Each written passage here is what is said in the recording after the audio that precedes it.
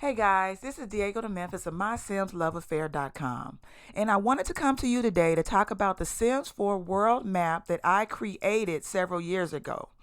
I've fallen in love with several Sims 4 maps over the years, each created by creators who ingeniously combined all of the worlds in the game into one cohesive map. It's a valuable tool for storytellers, helping them to picture where each town is in relation to the others. But my favorite maps have not been updated in years, so I figured it was time to create my own. This is my version of the Sims 4 world. I picture the Sims 4 world being reasonably small, with most of the cities and towns being accessible by car, train, or bus, unless separated by water and not connected by a bridge. Now, this map is not based on real world geography, meaning, yeah, of course, you cannot just drive to Europe from America. However, I did consider which real world city, town, country the worlds were based on or influenced by before deciding where to place them. So let's start with the United States inspired worlds, or what some simmers might call Simmerica. Now, before I begin, you might recognize some of the shapes of these worlds. I used Canva to build this map, and when I decided to look for map shapes, this is what I got. So don't come at me in the comments. Anyway, let's start with the West Coast. Using the Sims 4 fandom wiki as a reference, Granite Falls seems to have been inspired by the Pacific Northwest, aka Washington, so I placed it here. Glimmerbrook, also possibly the Pacific Northwest as well.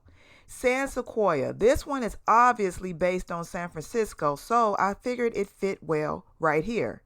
Del Sol Valley is another obviously inspiration, which is Los Angeles.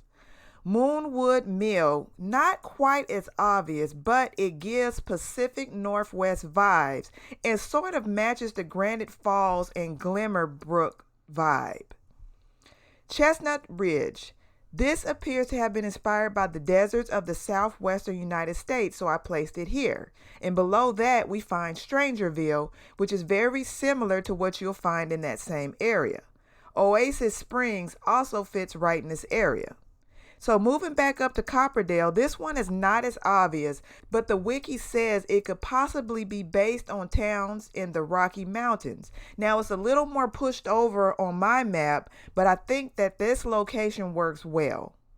Evergreen Harbor, also Pacific Northwest, and once again, it's more east on my map. You go down to Willow Creek and you're looking at a New Orleans style town with Magnolia Promenade looking like its little sister. Let's travel on up to Brindleton Bay. It gives New England, Maine vibes. And then you have San Myshuno, which fits a lot of major cities, but to me it cries out New York, so I placed it here. Newcrest seems to be sort of a transitional town. It's not quite the same as Willow Creek, and it's a suburb, so I like to think of it being outside of San Myshuno. So if we move down to South Simmerica, you're looking at Ciudad Enamorado, which is a Mexican city-inspired town. And then there's Selva Dorado with its Central American vibes. Moving on to the European-inspired worlds, I placed Nordhaven at the top because the architecture seems to have been inspired by Stockholm, Sweden. Below that, we find Windenburg, and next to Windenburg is Forgotten Hollow. According to the wiki, Windenburg shows signs of being inspired by parts of Germany, and Forgotten Hollow, our vampire-themed world, matches Transylvania. Now we'll move down to our newest world, Ennisgreen, which has been placed next to Henford-on-Bagley. Ennisgreen is inspired by Ireland, so I placed it here, and Henford brings up thoughts of the British countryside, so it goes here. Off to the side is Ravenwood, and according to the wiki, it also seems to be inspired by Transylvania, so it's right next to Forgotten Hollow on my map. Finally, we arrive at Bridechester, our college town, which brings up thoughts of British university towns, but also some colleges in the U.S., but to me, it's right at home here. Now we cross the bridge to Tartosa, and I took some creative liberties here because it's based on various locations in the Mediterranean.